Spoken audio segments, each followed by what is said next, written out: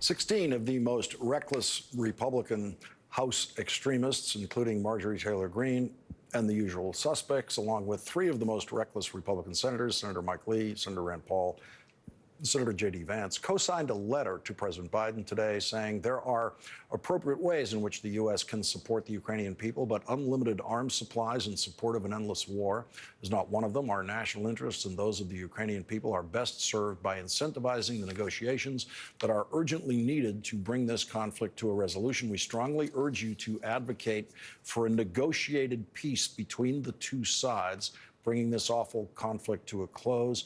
Unrestrained U.S. aid for Ukraine must come to an end.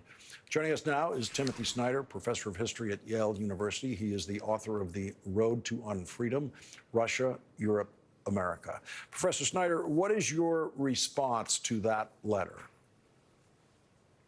Well, there's a basic logical error, which, I mean, all good Republicans who know about national security immediately grasp, which is that you don't have a choice between war and negotiation.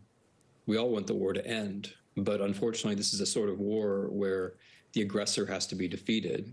If you want peace, there's only going to be peace when one side wins, which means the question is, which side do you support and which side do you want to win? In the case of the signatories of this letter, it's unfortunately clear from other circumstantial evidence, other things that they've said, that their preference is that Russia win. I think it's, the preference of decent people who want the rule of law and democracy is that Ukraine should win. So that's my fundamental response. I mean, the second very important thing is that the premise of this letter is that somehow this is a drain on U.S. national security. It's not.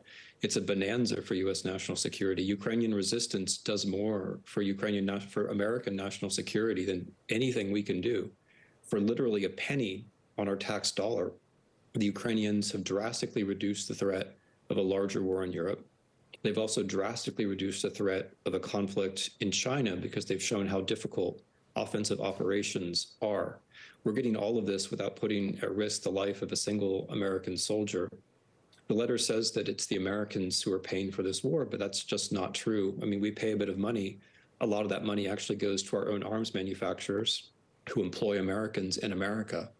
But not a single American life is at risk. It's the Ukrainians who are paying the real price of this war. They're the ones who are defending us, and that really ought to be acknowledged. I just want to be fair to the letter. It is a well-written staff letter that is not well argued, in my view, based on the points you just raised, along with others. But Marjorie Taylor Greene didn't write this thing.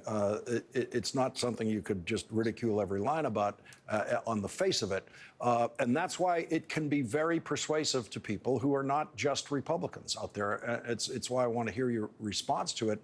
One of the arguments they make is something I've heard outside of Republican circles, saying that we are pushing Russia and China together, and that is a strategic mistake for us.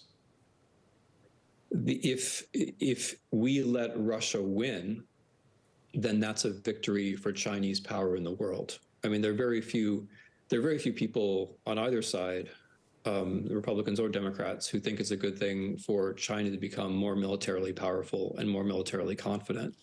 If Russia easily defeats Ukraine, as I think many people in Beijing and Moscow expected, indeed, when Putin went to visit Beijing right before this war started, that is presumably what Putin promised Xi, that this would be a 3-day special military operation. It would all be over, at which point China would be, of course, much more confident and much more powerful.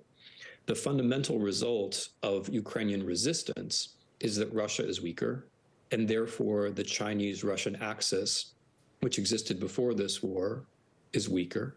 But I'm going to underline this again. The scenario for American-Chinese conflict is a Chinese offensive operation. Ukrainian resistance shows how difficult that is, and therefore it gives us reason to be less afraid of that sort of conflict rather than more. Professor Timothy Snyder, thank you very much for joining our conversations tonight. Of course. Thank you.